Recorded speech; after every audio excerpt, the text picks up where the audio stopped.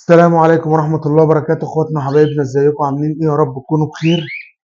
اخ لنا كان باعت بيقول انا عندي اسوس كتير ما بيفرقوش في سن واحد. انا عايز اطلع دفعة الزغاليل مرة واحدة، بيفرقوا زغلول في زغلولين في زغلولين، بيبقوا بعاد عن بعض. بص يا صاحبي، الموضوع بسيط قوي قوي قوي قوي. انت بتفصل الذكورة عن النطي اسبوعين ثلاثة او شهر، تمام؟ واحنا كده كده في موسم خير، الحقهم وجوزهم كلهم في نفس الوقت. يعني جوزهم كلهم في نفس الوقت، زي ما انت سامع كده هتلاقي تسمع صوت الزغاليل عشان الاضاءه مش حلوه، بس هتلاقي دايما زغاليل مثلا.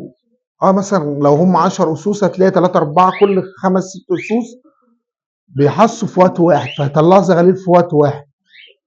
تمام، الموضوع بسيط يعني. ربنا يبارك لكل واحد في حاجته، هتلاقي الدنيا تمام يعني عندك. واي حد عايز يسأل في حاجه تحت امركم، وان شاء الله نظبط الدنيا مع بعض يعني.